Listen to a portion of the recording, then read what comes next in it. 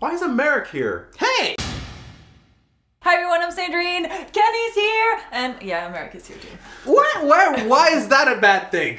Yes, because since there's no breakdown, I'm actually going to do the review with everyone else. Rejoice, people! The true expert is here. I refuse to talk. And we're also in a different location. Welcome to my lair. So we're going to talk about the Game of Thrones finale. Oh my god. That's why we're here. The dragon and the wolf. So before we get into it, right. I know Kenny, just calm down. Calm down. Okay, before we get into it. We first have to talk about Dragonstone. Do we? I guess. Well, it's like, wasn't it like one of your favorite parts? Like the Theon. Yes, okay. The Theon yes, we do have Theon stuff redemption. happening. I did not expect it. In the final episode, Theon redemption was unexpected. It's not, I think it's a path to redemption. It's not an actual redemption. He's now given an opportunity, and he seized it. He had a great scene with Jon in the throne room, which I wasn't expecting, and I loved, because Theon sometimes he gets shuffled to the back and people forget about him and he's just mopey, and but he's my favorite character, so I love scenes where he gets to do something or react or any of the above, and we got some good stuff with him, and I think we saw for the first time the advantage it has to having no balls. The only time was, oh, you think you got me? No, I'm good, son. Try again. No, try again. I just like that he changed kind of the narrative that he's been telling himself, right? He used what he doesn't have as an advantage for once, right? Yes. Yeah, but come on, let's be honest. That guy was like twice his size. I know. He whooped his ass. And then Theon just headbutts him once and then just pummels him? Well, they did show that the guy was kind of running out of it. He was like, just stay down. So basically he pulled a Mayweather? Did Theon just pull a Mayweather on us? Yes. He was like, oh yeah, hit me. Ah. Oh, you're tired now? Is Mayweather still undefeated? Yes. Then it's a victory. Wow, 50-0, guys. 50-0. Moving on to Winterfell. With Littlefinger, who likes to play games, or at least he tells one of his new games to Sansa. Can I just say, I don't know, I have mixed feelings about this whole thing. First of all, I love Littlefinger as a character, but I don't like the ending they gave him. The begging. The begging got me. I enjoyed seeing him begging. But was it like legitimate begging? Was it just another his final trick? It was it. That was all he had left to him. He was like trying to appeal to any feelings Sansa might have for him, and newsflash, she didn't have any. I feel like it makes sense, because Littlefinger was never established as like brave, brave or strong character. Like it's all like mental games, and so he's maybe, and it could be argued that maybe it was one last try to kind of mess with their heads a little bit while still being true. It's just he's tried everything. He tried saying, well, no, it's not really true. Well, take me back to the Eyrie. Okay, maybe it's not gonna work. Maybe if I beg, if I go on my knees, maybe that'll work. Maybe it'll save me. It's and it's not like Peter Baelish has never been brave, because actually in his youth he was very brave. He challenged Brandon Stark to a duel and quite spectacularly lost. So we can't say he's never been brave, but yeah, maybe that's what did it. He's like, I'm never being brave ever again. I will say this though, I do like the fact that it turned out to be the sisters working together all along. Were they like truly working together though? Because at which point did they start working together? Right. Yeah. Because when they were together in that Littlefinger's room, right, when Arya found the letter. When she found the letter. Was she like, did she know she was being played at that moment? No. I have a feeling that it came after.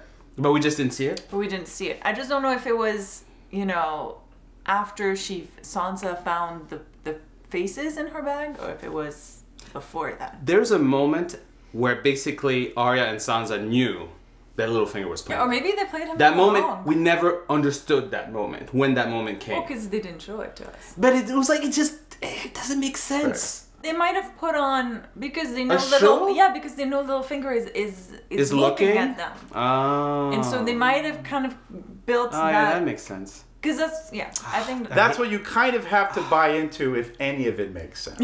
Because if you don't buy into that, then none of it makes sense. Here's the thing I don't like about reviewing with Sandrine. Sometimes she makes good points and I have to agree. So, ugh.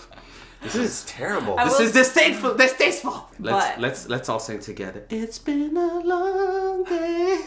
No, we're not singing. Fine. It's just me. I love the Bran moment. He pulls out the "I didn't warn you not to trust me" line. Right. That Littlefinger told Ned right before kind of betraying him.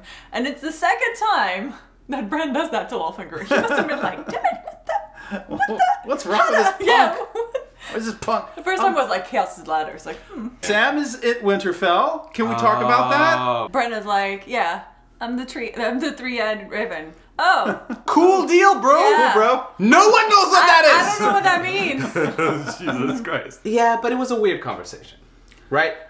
Can we just acknowledge that Sam was just there to serve as a plot device to advance the story? Definitely, absolutely. Right? He was just there to allow, Bran to say those things. Who he could have said really to a lot of different people. But if you want to, argue,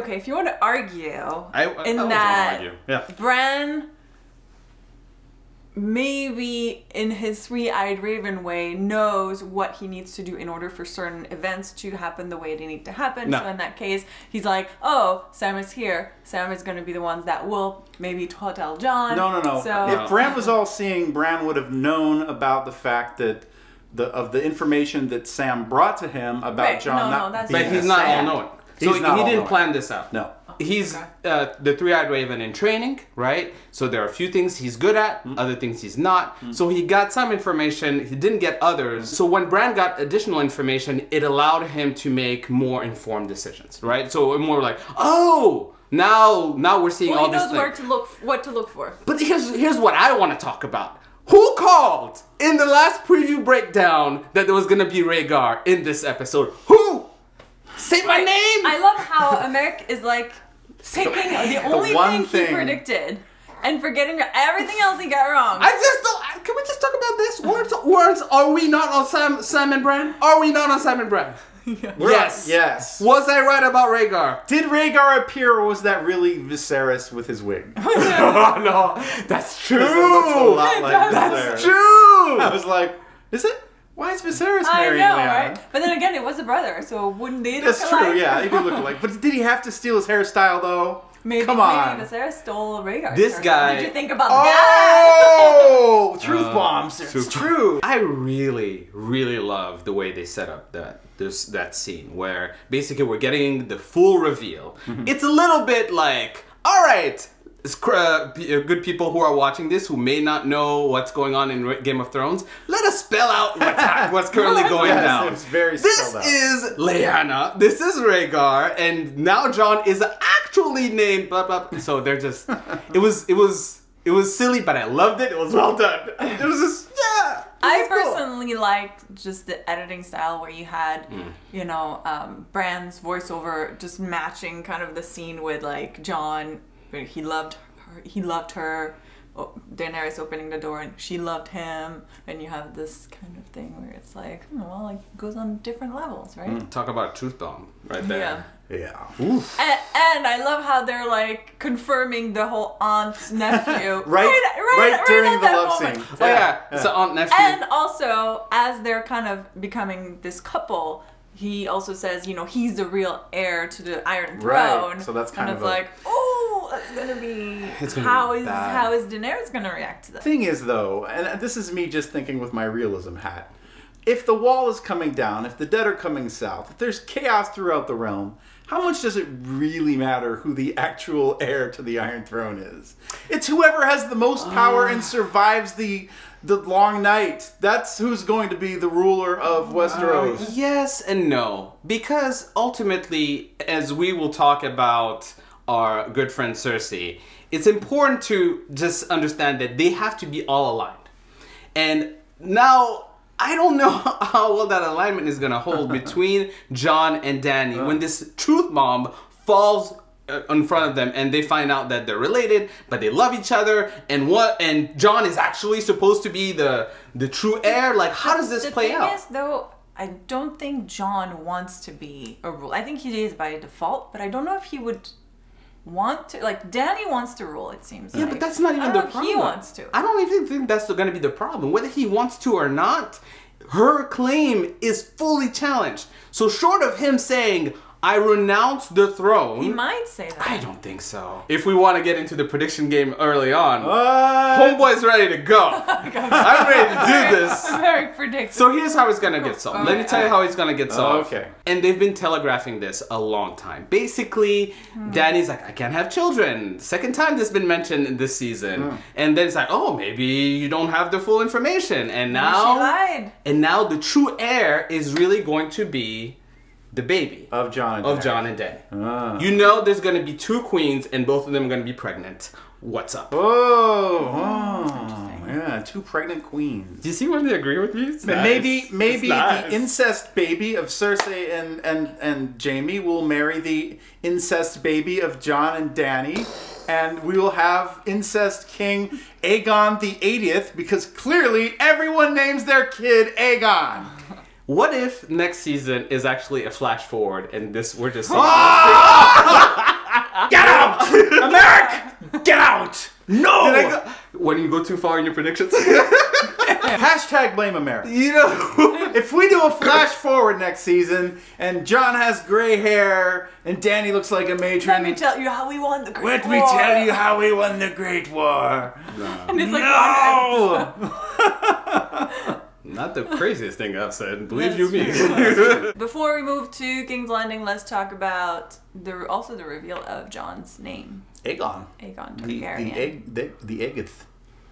The egg cometh. Now, what's interesting about that name in particular? Because everyone's named Aegon. So who else is named Aegon? So an original for such a special child. Aegon the Conqueror.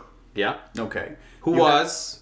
He was the first Targaryen who came across the sea with his sister wives. Okay. You have, so I think there were a few Aegons in between, but then you have Egg from Duncan Egg. Okay. Okay, so he was named Aegon, but they nicknamed him Egg because he was bald. Mm-hmm. So he looked like an egg. I'm serious. You need to read. Americ, this is your homework. For the next 2 years, while we're waiting for the next Game of Thrones, you will read the Duncan Egg series. Anyways, moving on. So we have that Egg. There was another Aegon, and this is interesting. This is weird and interesting, because if Jon's actual name is Aegon, that means that Lyanna put aside the name of Rhaegar's firstborn son, whose name was also Aegon, that allegedly Gregor Clegane the Mountain killed in a very vicious and violent way when Tywin Lannister stormed King's Landing. Yeah. And so baby Aegon and Princess Rhaenys were both killed on that day. So he was an Aegon, and now we have another Aegon. So the information we have to have now is, and this is blowing my mind, and kudos out to Eric Cluth, Blackfyre. I know you're out there somewhere. Who brought this point up, like, how much information did Lyanna have? Did she know that Rhaegar was dead by the time this happened? Did she know that Princess Rhaenys and Aegon, we'll call him the first, even though he's not the first, but he's baby Aegon, was dead before naming Jon, not Jon, Aegon? This is all, why does this name keep cropping up? Why, Americ? Why, Americ? So What's your prediction on that? Hold on. Are we 100% sure that baby Aegon was dead by the time Jon was born? Are we? Maybe, potentially. Yes. Probably around that same time. Also, right? are we 100% sure that Lyanna on her own named him Aegon Targaryen? So maybe, yes, that's true. So maybe one of Rhaegar's last wishes when he left Lyanna at the Tower of Joy, please name the boy, if it's a boy, and I have prophesied he is going to be a boy. Name him Aegon. And Lyanna was like, but, excuse me, aren't your oldest son actually already named Aegon? Because that's how Lyanna sounded. I don't know. I don't have the answers to this. This is. We have Aegon on the face. Beep beep beep beep. Hold on. I'm getting a message. He was Aegon the 7th. Thank you. Wow. Raven. A raven from House Blackfyre and gifted us with information. First of all, I'm not calling him Aegon. He's Jon for me. No one is calling him no one's calling him Aegon. No. This is not happening. I don't mind it. I could call him Aegon. Look, we're not gonna. Last season, 6 episodes left. Ain't no one calling him Aegon up in this. I'll call him Aegon. You are in the vast minority, Sandrine. That's his name, though. That's the true name. Anyways, moving on. Jon Snow. Aegon, aka Aegon Targaryen. Now let's go to King's Landing, starting with the Dragon Pit. And I want to first mention like some of the meetings we had there. Like we had Bronn with Tyrion and Pod. And then we had Brienne and Jaimie. And Brienne said the F word. Yeah. It disturbs me. And also the scene between Brienne and the Hound, where she's telling him that Arya's Right. okay, and he's like, "Well, who's protecting her?" She's like, "Trust me, she's okay." She's okay. Let's She's be protecting clear. herself. That scene had so many principal characters meeting and talking to each other. It was crazy. It was almost like too much information to just absorb Just looking and all over the appreciate. screen, like, by the way, Clegane Bowl, 10,000% confirmed. The Hound warned Gregor, you know who's coming for you, son. You're looking at him right now, boy. Clegane Bowl, 2019. Be there. Here's the thing. Okay. Yes, they're calling it out. Oh. But Oh. it was such a great scene. I feel like in and of itself, it's I would say it's even better than actually Clegane Bowl. Really? Because in a way, because what do you expect? It's going to be a fight. One of them is going to win. Great. But what's really important is the conflict between these two brothers who've been pitted against each other. It set itself up now. Yeah, and now he's like, you knew and I feel that, you know, this is the only time, and I saw in this episode, where the Mountain was a little bit different than usual. Yeah. It was less robotic. There was something alive in his approach, and even his eyes, everything felt a little bit more than usual. I honestly think that there's something happening within the Mountain. There's something coming up alive. Maybe he's less robotic, and I feel Clegane Bowl, because of that, is gonna be much more interesting. Oh yeah, because you're gonna have not just monster going on. It's gonna be the two brothers for real fighting. So I can taste it. I also love how Podrick and Bronn just went away for a drink. They're like, oh. You know, for a second I thought, oh shit, someone's gonna die if they're leaving because they're like going to safety. Right. But nothing happened. All these people predicting Bronn would die. By the way, didn't happen. Someone predicted Tyrion would die. Who would ever say that? Who would I ever think say it's that? ridiculous. Tyrion is a principal character. There's so much he has going for him right now. I cannot believe anyone would say that. Ridiculous. All other comments and accusations should be put aside. Hashtag Americ besmirched. Let's talk about the confrontation between the two queens, right? And can we just... the king. Can we just... Yeah. Well, no, he's not king Well, anymore. now he... Yeah. But can I just king. say... You know, Dany kind of like knew her rival was like, oh yeah. But at the same time, Cersei was like, Where's the other I dragon? see what you're doing, bro. Yeah, what's up with the third dragon? I thought you had three. That's a little weird. I feel like Cersei was sneaking peeks at the script. It's like, you know, she would have, I know this woman. She would have brought her third. No, but whereas no, it made sense. She brought all the Unsullied. She brought all the Dothrakis. She's Only two bringing dragons? 2 dragons? Why? one dragon could be back guarding her actual home. But That's why, not Why crazy. did she bring 2 though? Why didn't she leave the 2 behind?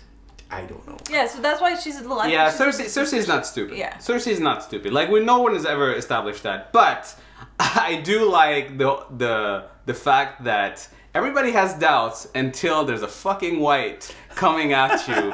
Full force! It was Jeff! It was Jeff!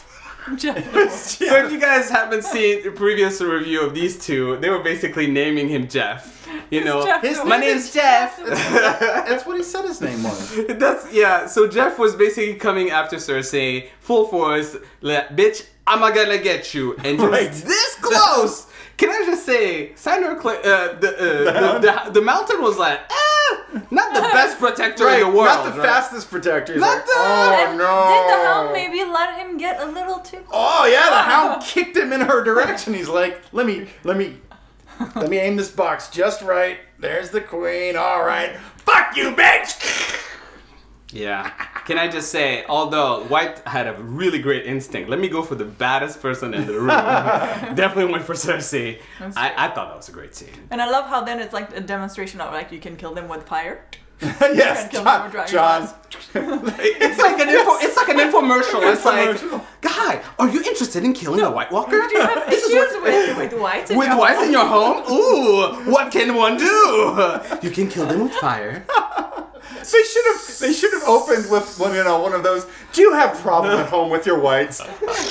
Oh no! He drops a white on the ground. The white's eating his arm. Oh my God! Jon Snow's on QVC like tearing it up. If you order now, we can send you 10 dragon glass and the free shipment is free. So yeah, this is what's gonna happen. I did love also Qyburn's reaction to this. He's Right. like, what? He's like, and he takes the arm. He's like, Fascinating. how can I do this? How does it work? How does it work? This is what I was trying to do all along. He might join the army and go to the next game. He's like, how does your power work exactly? Like scientifically. He's gonna beat Jaimie North. Jaimie's gonna be like, Yeah. how did you get here so fast? I need to talk to these dead people. Find out how they do this. If you had to trust anyone to find a scientific, with the mountain.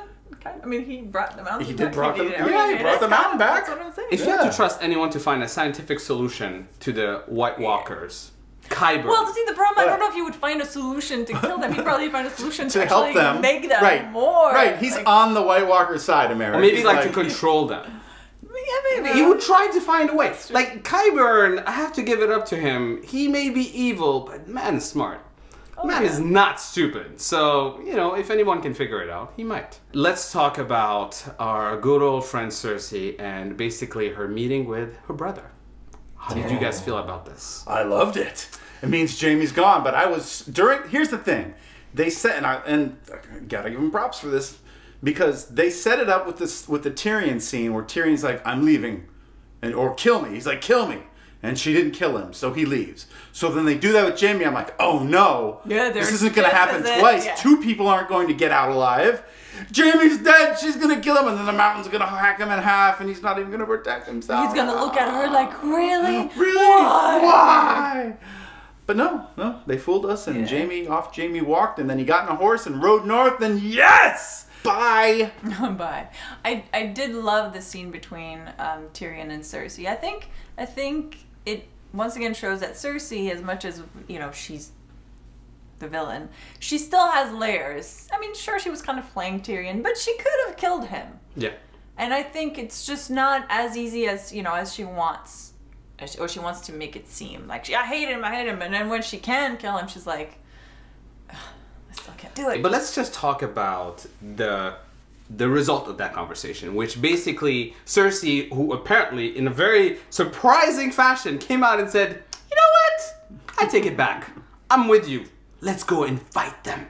And everybody was like, no one believes you. They all believed her. No, well, even Jaimie believed her. Yeah, because they've clearly not watched the show. I don't know. We don't know, yeah. And even she was like, are you stupid? Like, telling to Jamie's like, are you stupid? She's like, I always knew you were. Do you not know me? Lannister. She puts him down every time. She's like, you're the dumbest Lannister. You're so like easy fooled, and it's like I'm just like, you're like really mean to him. That's why he needed to get the fuck out of Dodge, and he did. Thank God, he's gone. And I think, you know, Jaimie, and if you notice in this episode, he saw the white.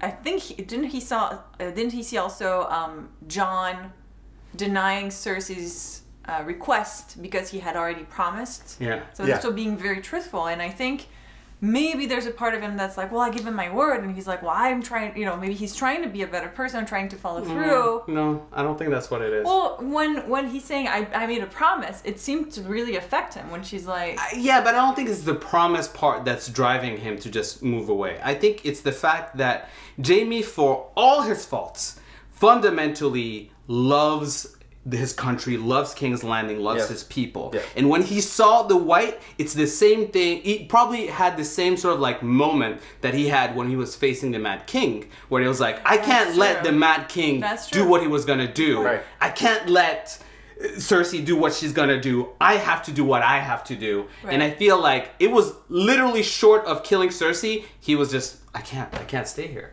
So I feel it's the same. There's a strong right. there's a strong parallel there. So that's who Jaimie is, in my opinion. Right, that's a good point. So does Jaimie reunite with Brienne next season? Ah, yeah. Yeah. Well, where else is he gonna go? Right? But now there's gonna be Brienne, Tormund. Oh no! the Hound. triangle. Tormund survived. Tormund. Oh, Well, Hound we have is to- not. I know, I'm just kidding it's not about part that. of it. Let's But calm down. Hound is sliding but into your definitely DM. Brienne, Tormund, and Jaimie. This is gonna be very interesting because Tormund's gonna be like, "Yo, I survived an ice dragon. Ice dragon. Hello." So Jaimie has left Cersei, but it seems like she had planned something on her own, and and we bring back the Iron Bank because we had kind of set up the whole Iron Bank and how she repaid them, and they're going to support her, and now we see kind of the result of that. And you want to talk about what's happening? The Golden Company is a band of mercenaries that is across the narrow seas in Essos, and they're I believe they are the largest of all the 20,000. That's what they said. 20,000, the largest. I think the Second Sons are second to them. Oh yeah. But the Second Sons being Dario's company, but the Golden Company this is a bit of a book thing, so prepare yourself. But so you have the Golden Company that formed from the Blackfyre family, and there's this whole long bitter steel story that I won't go into. But they were the Blackfyres are basically bastard Targaryens.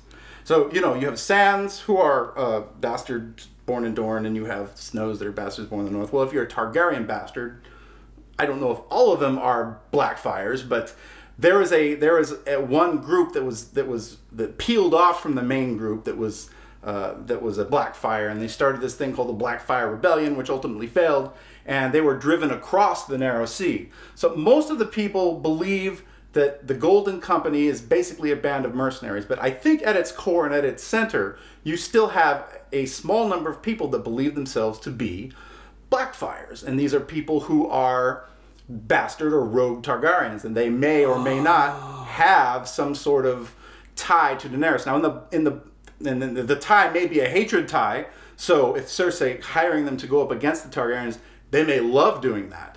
But I was thought that Dany was the last Targaryen, so she's not. Well, she's the last Targaryen. Yeah, pure blood Targaryen. Oh. Blackfyres have Targaryen blood, but they're bastards. Now in the books, you have other characters that have not been introduced into the show. You have another supposed Targaryen who's another Aegon. I'm sorry. I'm sorry. I promised that I wouldn't bring up that name. The 8th Targaryen.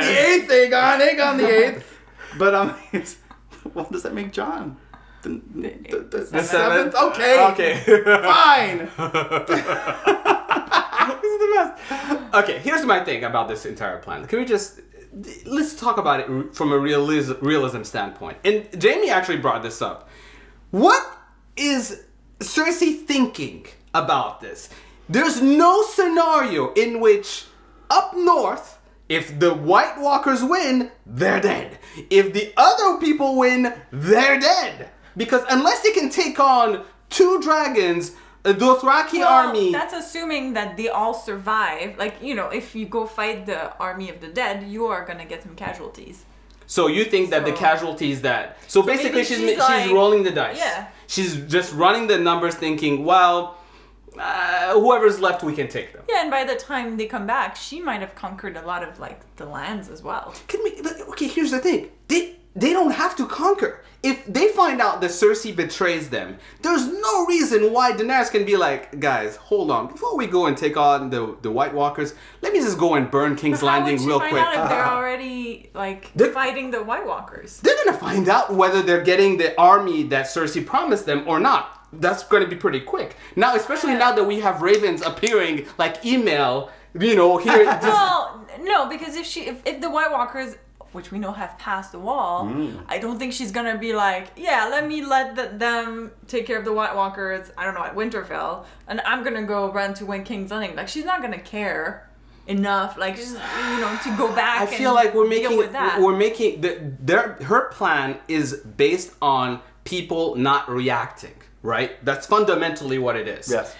she's hoping that Jon, Dany are just gonna let this go while they fight the White Walkers. That's a massive leap, in my opinion. And I just don't see how it's gonna plan out unless we're all supposed to think that Jon and Dany are gonna be like, oh, she's not coming? Oh, that's a bummer. Oh, well, I don't think that's gonna happen.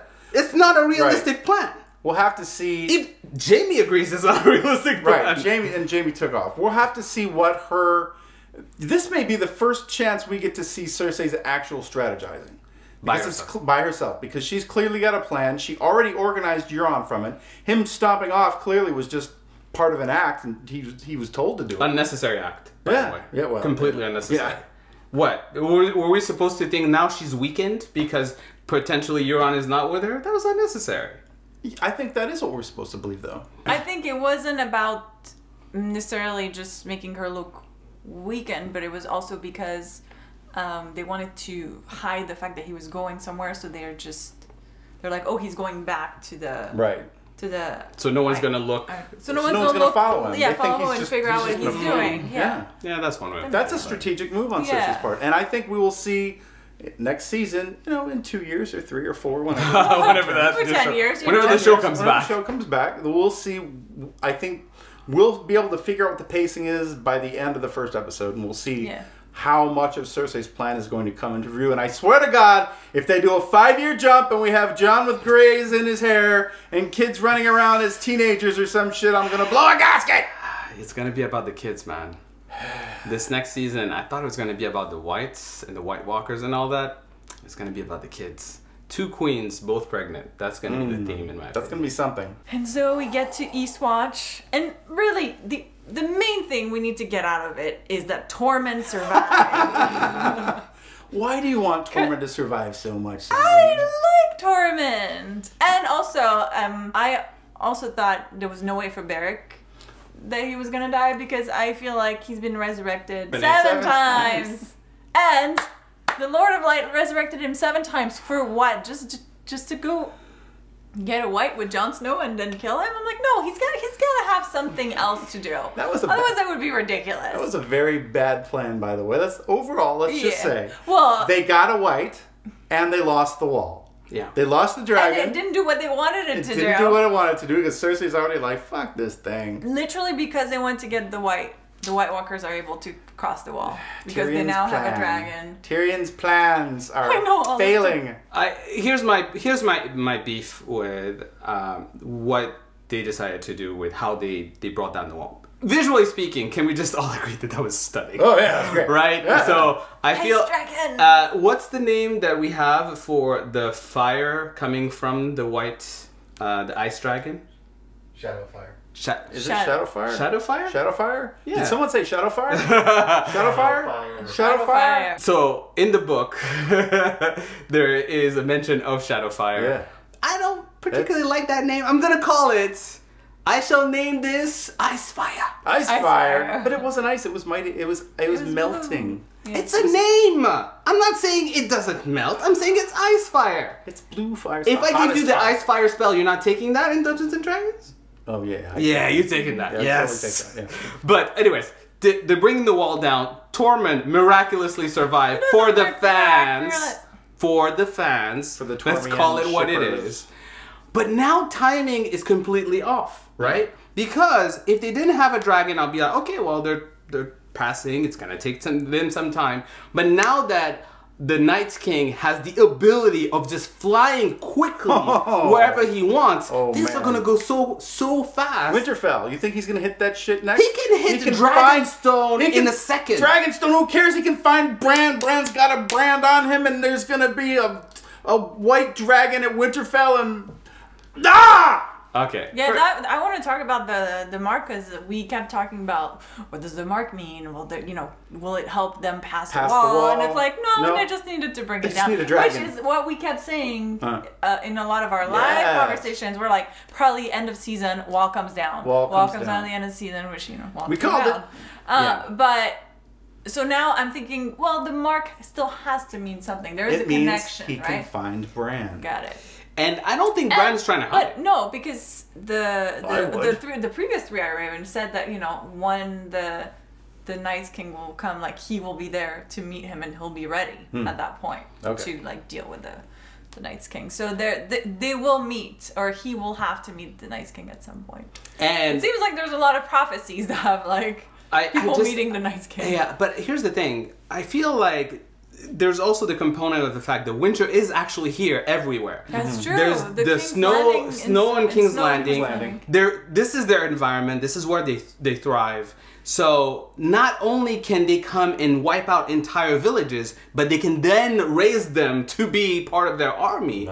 So the 100,000 or so dead that currently crossed can transform very easily into 1 million dead in like that. Right, so I think there's an element here that is just too like a little bit OP, to be honest. Right? But weren't you calling Daenerys OP though? Well, yeah. Okay. Well, here's their like Achilles heel is if you kill one of them, everybody that they made dies. Yeah. So they have to kill the Night's King. They have to kill the Night's King, and that's, I mean, and then of course they have to get through all the people, which is not easy. But I'm saying if they get lucky, and you know, I still think that Jon will have to ride a dragon because obviously the last dragon is like his dad. You know, if they have a dragon fight, then they can just if they get to kill the Night's King, 2 against 1. It's everybody dies. Right? Yeah. Normally. This episode went by so fast. Okay, so it was like an hour and 20 minutes. That lasted. But when it ended, I was like, no, it's barely been an hour. What do you mean it's over? That's terrible. I mean, I just knew because the wall came down. I was like, oh, that's probably. What are you gonna say, Kenny? I was gonna say, like, now we have to wrap our heads around where the end is going to be. What locations are we going to hit for these big end battles? Yeah, we have to think about some predictions. Is the Night King going to Winterfell? I think that's the first question. I think the answer is probably yes. That's where Bran is. He's going to go to Winterfell. Are we going to have a dragon at Winterfell battle? Is that going to be something that we see? Daenerys is going there, but she's not going there with her dragons. She's going there with Jon. Yeah. That's right. She didn't bring her dragons. So she's like, son of a motherless goat! But wouldn't Drogon kind of know when she's in danger? No. Like he came to save her. She did like a psychic calling or something. Yeah, so she could do her little. Not all the way to Winterfell. That's a bit of a distance. So that's a real question. How is she gonna react when she finds out that she's related to Jon? Okay. How is Jon gonna react when he finds out? Is he gonna tell her?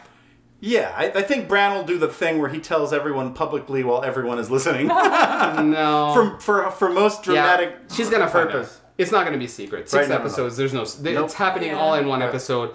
But we don't know how she's gonna react to this. We don't know how Sansa's gonna react to this. Sansa has some clear issues with how things are set up. But she will not betray her family. Right. And ultimately, that's what we learned today. Yeah, but is Jon Snow her family? He is. He's her cousin. Her cousin. Not brother, but cousin. He is her cousin.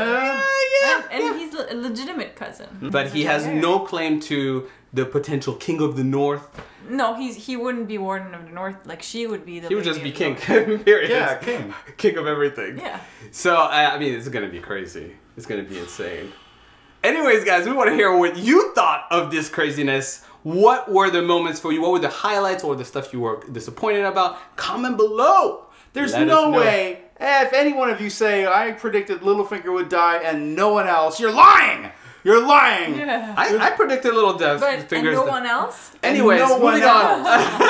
Just make sure you're subscribed because we will have more Game of Thrones videos in the next 2 to 3 years while we wait for the next episode. Because we can't... Yes, we are. Speculation? Yes, we'll always be talking about Game of Thrones. Game of Thrones for life. Well, once you read Dunk and Egg, we can have a sort of roundtable discussion on Dunk and Egg. Wow. Maybe we'll bring our friend Eric Kluth in to join us into that discussion. I hear he's got some thoughts. I hear he's strange. Hello, say hi, Eric. Hello. So Eric was helping us in this video and giving us some information and guiding us. So thank you, Eric. Yes. No problem. I'm touching his butt. Okay, God. This is cut.